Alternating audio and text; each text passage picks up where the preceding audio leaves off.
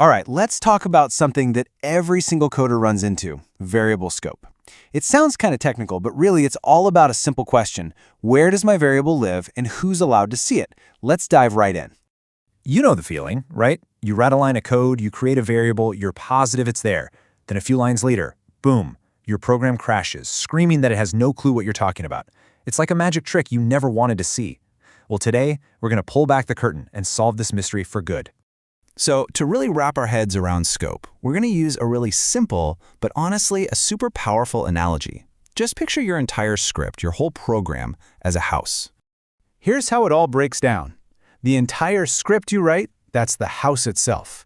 Every function you create is like a separate room inside that house. You've got a kitchen, a bedroom, a living room, and your variables? Well, those are all the things or even the people inside those rooms. So, what does scope actually mean? Put simply, it's the specific part of your code where a variable is visible and can actually be used. In our house analogy, the scope is basically the walls of a room. What happens in one room isn't automatically visible from another. And this whole idea brings us to the two main flavors of scope. First, you have your local variables. They're stuck inside a single room. Then you have global variables, which can be seen from anywhere in the house.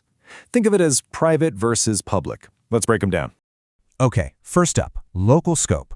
Honestly, this is where your variables should be hanging out most of the time. It's all about keeping things neat, tidy, and private. Think about it like this, your pajamas.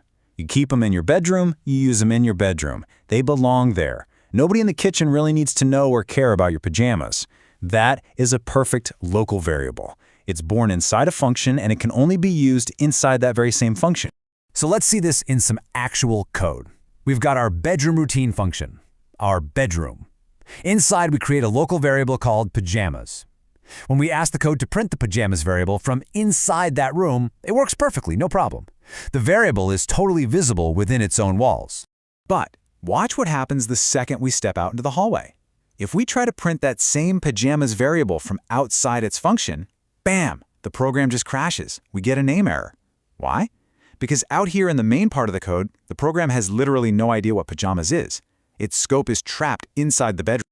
Okay, so now let's talk about the total opposite, global scope.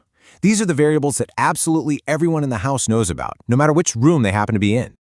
You know what a global variable is like? It's like the Wi-Fi password for the house. You write it down on a little piece of paper and stick it on the fridge for everyone to see. Now, it doesn't matter if you're in the living room, the kitchen, or upstairs, you can always find it and use it. It's publicly available to the entire house. And here's what that looks like in code. See how the Wi-Fi_password variable is created at the very top level, outside of any function? That's what makes it global. And because of that, both the living room function and the kitchen function can see it and print it out. No errors, it's visible everywhere. Now, that sounds pretty useful, doesn't it? A variable you can access from anywhere? But, and this is a big but, this is where things can get really dangerous. Using global variables can lead to some incredibly messy, unpredictable problems in your code. Let me walk you through a classic nightmare scenario. Imagine you're making a game and you have a global variable for the score. Player 1 takes their turn, everything's fine. But then, maybe there's a small bug in the player 2 turn function. It accidentally changes that global score back to 0. Now, when the game comes back around to player 1, their score is suddenly gone, and you're left scratching your head trying to figure out what just happened. Another room messed with your shared data. And that right there is the real danger. When any function can change a variable from anywhere, it becomes a nightmare to track down bugs. It creates these weird side effects, making your code fragile, unpredictable, and just so much harder to debug. So, if global variables are so risky, what's the right way to do things?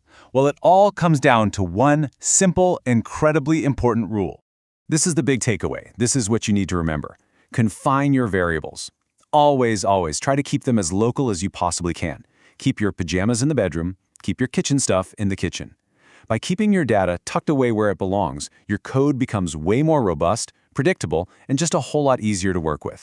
Of course, this leaves us with one last very important question. If we're supposed to avoid globals, how do our different rooms safely talk to each other? You know, how does the kitchen let the dining room know that dinner's ready without just shouting it through the entire house? Well, the answer involves things like function arguments and return values. They act like safe little doorways for passing information back and forth. But hey, That's a story for another time.